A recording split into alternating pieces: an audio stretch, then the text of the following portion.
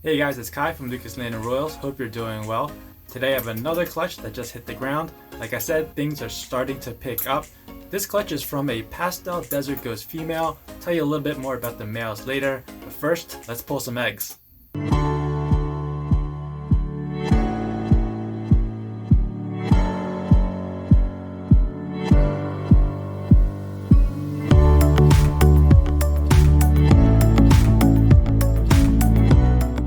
The Pastel Desert Ghost female I'm about to show you has been consistently locking with a Pastel Desert Ghost male every single month. And then at the last minute, I threw in a Pastel Spectre Lesser Het Desert Ghost male that just got up to size, and I was really surprised that they locked almost right away. So he actually got in the very last lock. So this clutch is gonna be pretty interesting. But for now, let's get her off the eggs and see how many eggs she gave us and get those eggs into the incubator. So a little preparation work comes first. I have an egg crate which the eggs will sit on. It'll separate the eggs from the wet perlite which is in the box. I got some straws to secure the eggs just in case they are loose. And this incubator filled with perlite and water was sitting in the incubator, so it's nice and warm. And lastly, I have a towel just in case the female decides to strike at me, which I believe she will. So that'll be pretty entertaining. All right.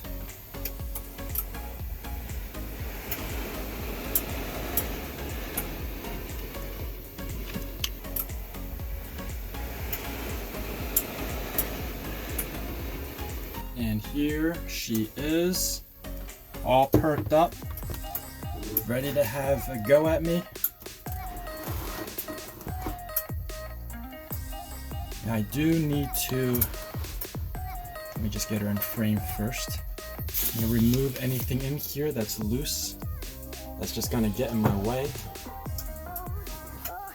And I'm also gonna be off camera, but I am getting another tub ready.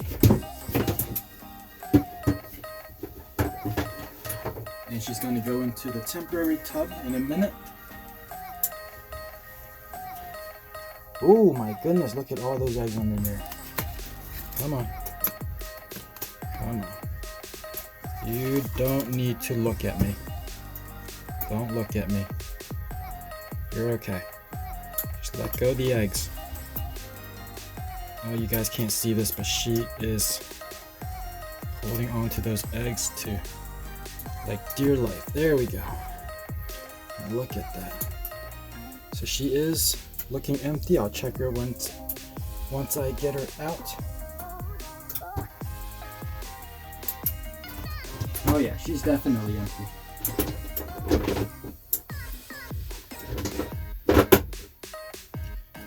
Alright, so she is now secure in her temporary tub. I'm going to give her a bath in there later. I'm going to move all this paper out of the way.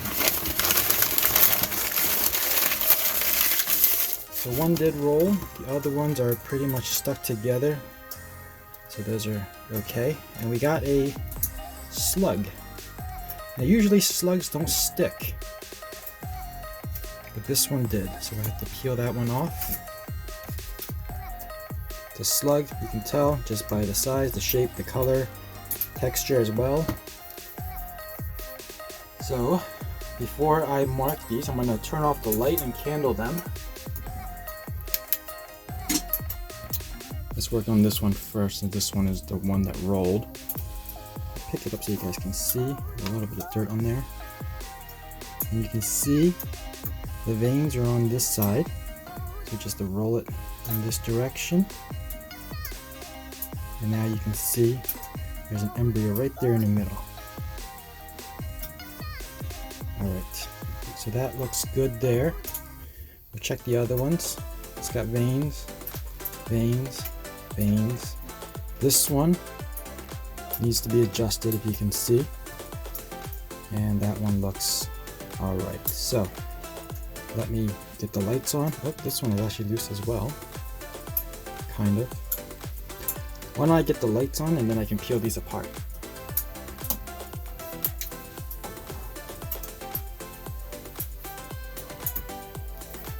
So we said this one was fine. That's fine. These are all good.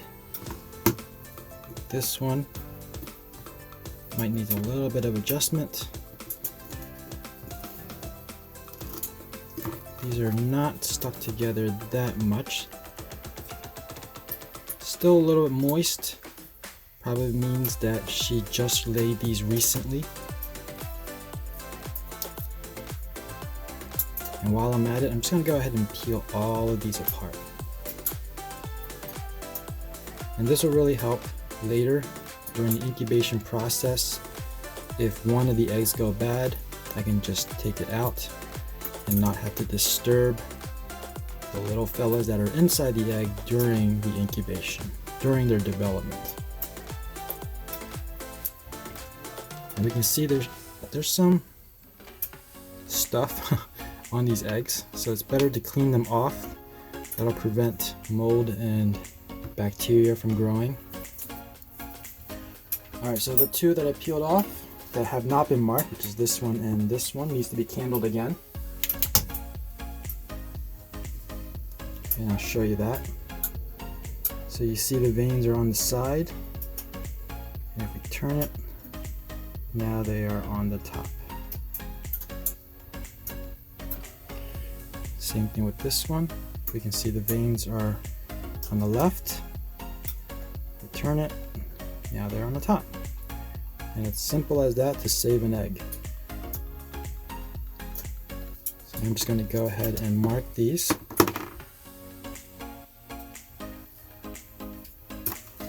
And I'll turn the lights back on.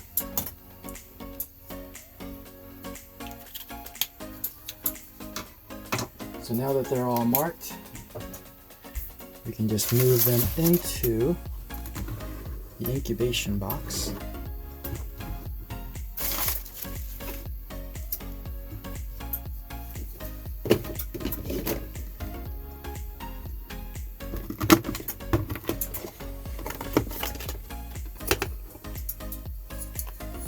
Again, this is just perlite with water. I didn't really measure things out. As long as it's wet and moist, and like I said, this has been in the incubator, and there's actually condensation a little bit on the sides, so I know there's plenty of moisture, plenty of humidity. We got 1, 2, 3, 4, 5, and 6.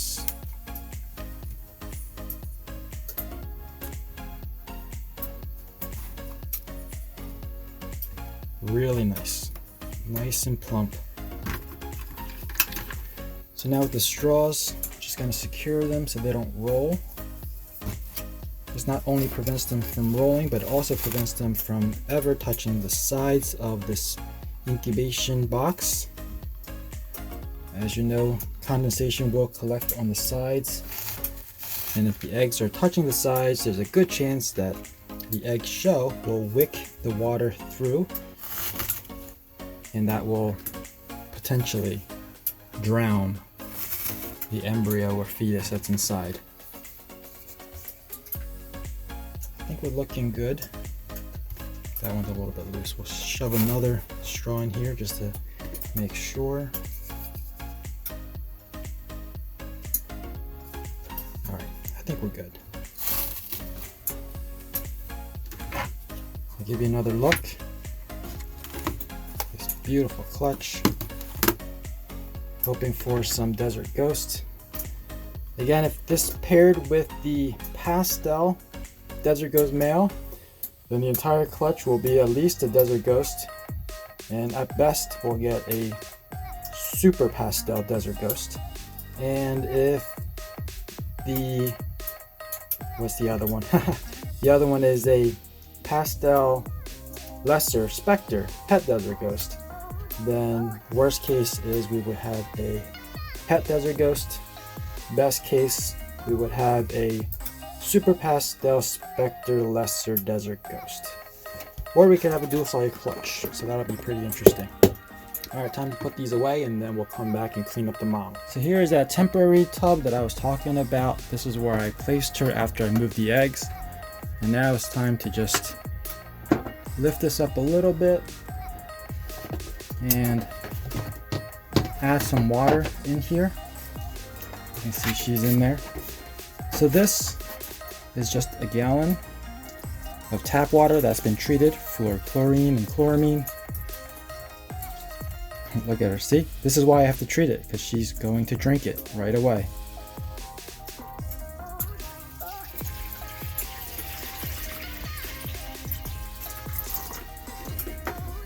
You see her drinking? So the purpose of this is just to rinse her off, wash her off of the egg scent, give her a bath, let her relax. After laying all those eggs, she must be exhausted.